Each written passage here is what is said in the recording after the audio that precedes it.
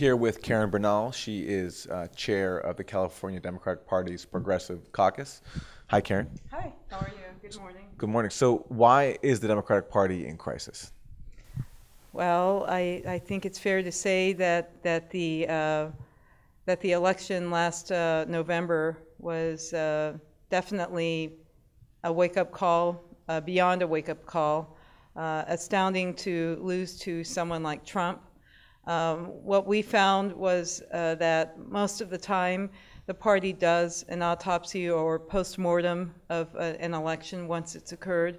This time there hadn't been one, and we decided to do one because if there was any election that screamed for one, it was this past election. And more to the point, what should never happen again, particularly with 2018 and 2020 coming right up. We can't afford that.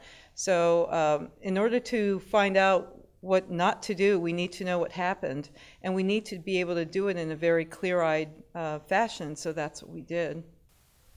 And what did you find? What are your key proposals for how the Democratic Party can revive itself?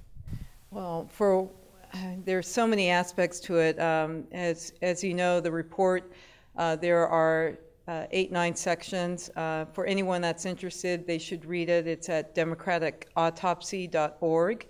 In it, we talk about the fact that at its most basic, they continue down a road of eschewing its own base, working class, communities of color, young voters, and so on, in favor of this ever-shrinking universe of suburban white voters or working class voters, which, by the way, that universe is soon to be no more, because we now know from the Economic Policy Institute that the majority of the working class will be communities or people of color.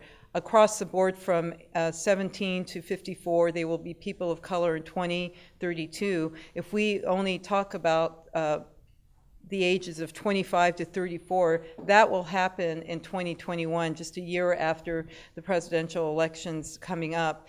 And so because of that, this notion of kind of practicing a silo politics where we prioritize a so-called identity or demographic over another, that needs to stop because the needs of these demographics are now intersecting. And we see it coming up before our eyes that the working class, which has been in the past synonymous or a code word for white voters, that is not happening anymore. And in fact, the majority of white voters will be people of color. And so the way that we approach our politics has to take into account this intersectionality. You know, on that point about the Republicans or the Democrats chasing this elusive moderate Republican voter, you have a quote in here from Chuck Schumer. Yes. The Senate, The now infamous quote. Where he says, "For every blue-collar Democrat we lose in Western Pennsylvania, we will pick up 2 moderate Republicans in the suburbs in Philadelphia." He said this in July 2016, a few months before the election. And I think he added on other states, and you can add on, I believe he said Ohio and Indiana, Wisconsin, something along those. That's right, Ohio, Illinois, Wisconsin. We all know how the Democrats did in Ohio and Wisconsin. Right, not to mention Michigan. So this is a huge problem, and we saw this in evidence with the election, with the campaign of Ossoff in Georgia, and we see it also somewhat repeated here in Virginia with the upcoming governor's race. Also, just very recently, there was an article in The Nation about the fact that the DNC has dedicated $0, that they dedicated $0 to African American outreach in the 2016 elections, and whatever money that they had earmarked for Latino outreach was, I think, a paltry $300,000, which basically evaporated in radio ads after the very high cut that went to the consultants for that. So in other words, the very base of the party that would be their base, that has traditionally been their base, has been the most neglected in pursuit of a demographic that really is shrinking, and which, to be sure, their level of comfort in our society, in the United States, really isn't as pressing. They do not have to worry so much about the outcome, what it means for them, the impact it has on their communities. But the communities who are surely impacted by someone like a Trump, it seemed that the party did not think that they were important enough to prioritize for the election, and it continues in this way. Yeah, speaking of comfort, in the report you point out that a big priority for the Democratic elite has been paying high-priced consultants, people who profit off of the insular Democratic Party system, and also working in cahoots with Wall Street instead of actually standing up to Wall Street. Can you talk about this sort of growth industry of Democratic consultants and the culture that engenders, and also your thoughts on whether Democrats do have to make a choice between Main Street or Wall Street? Well, yes, they absolutely have to make a choice. They can't serve two masters at once. And during the primary, actually, this goes back to, if I could say, Occupy. I mean, we began to see a definite change in the culture, at least in public display, of the collective sentiment of those that would be considered the Democratic base in when the Occupy movement came about. And we saw that when Bernie Sanders entered the primaries, he carried with him the populist lexicon that we had come to be familiar with at that time. We are the 99%. And the talk of the 1% versus the 99% was replete throughout that campaign. The party, when it decides to go down the route of the consultancy class, we have to also remember that along with that and serving Wall Street, the other part of it is the wealthy donor class. And now that we've seen with this great populist wave, bringing in progressive candidates across the country in various state races, and as well as for congressional races coming up, we see more progressive grassroots candidates than we ever have. The answer to that by the party has been, in many cases, the putting up of these corporate candidates, many who have been themselves previously wealthy donors or bundlers for wealthy donors. So while we see the great need for the party to embrace the populism that is out there, that has swept the nation, it's very worrying that we see kind of a doubling down by the party leadership on an approach that is obviously failed.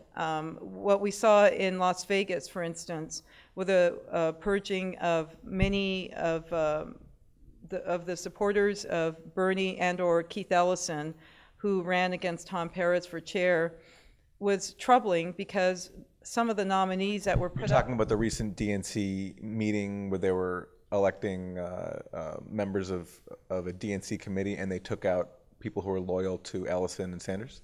Yes, and also the at-large delegates, which are super delegates.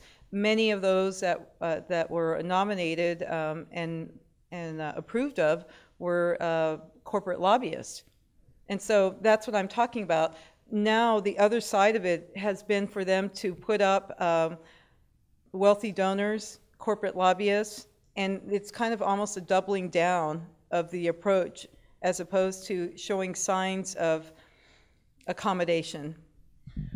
On the state level, I've heard the argument that if you're the Republicans, there are enough right-leaning districts around the country to run on a right-wing platform to win control of Congress. But there aren't enough progressive pockets around the country for a consensus, widespread progressive platform in every state to win Democrats enough seats to control Congress. Your response to that? Well, I disagree with it. I mean, and let's that's too simplistic of a breakdown. A lot of it is about class. It's about socioeconomic choices. I mean, that the party has made to eschew class consciousness. And when we talk about class consciousness, that then begins to break down this whole left-right thing. It also begins to break down the silo, kind of the insular politics that comes with just these identity politics. And it's really, let's be real also, that there is identity politics, that really is real. For people of color, we have struggles that are very real with certain identities, and within that construct, we need to be aware of that. But that is very different than neoliberal identity politics. And the problem that we're facing is that the party continues to again chase down this universe that is really shrinking and, for all practical purposes, non-existent. What I found shocking in doing this report is some of the information, such as the under 30 vote, which is the future of our party.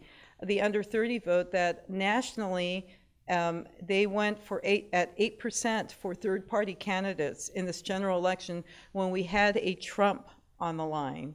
At 8%, they went for a third-party candidates, and more tellingly about their rejection of things was the fact that in the battleground states, that number was much, much higher. In addition, we saw a depressed turnout of the African American vote, which should not have happened in light of a Trump. During Obama's last term, the African American turnout and vote went down 7%. This is at a time when Obama is in office. What that says to us is that they are not seeing the relevance of the Democratic Party in their daily lives.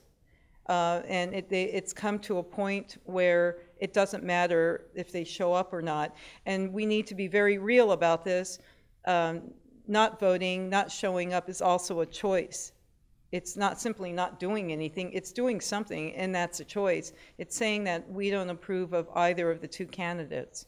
Right, that's a great point, because, you know, on this point about class, not everybody is necessarily a voter, but everybody is, by definition, a member of a class. Right. And it's possible that Democrats have lost a lot of potential voters, yes, by ignoring those who stay out of the race. Yes, and in fact, recent surveys have shown that their most reliable voting bloc, African American women, that has gone down, and that a fairly high percentage surveyed has said that they do not feel that either one of the parties reflects their, or has attended to, or reflects or understands their needs.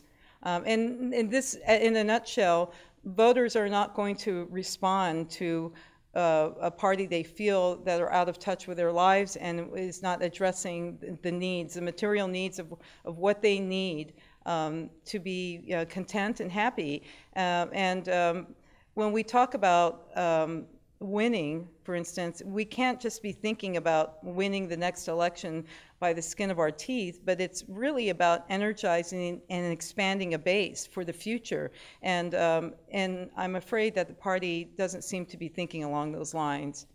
Right. You know, there was just a poll today mentioned by Dave Weigel of the Washington Post, saying that, of Democratic voters, saying that if Democrats continue to focus on impeaching Trump and Trump scandals and Russia, that they have no chance if they continue to neglect core economic issues that the party right now is not addressing in favor of all this Trump scandal stuff.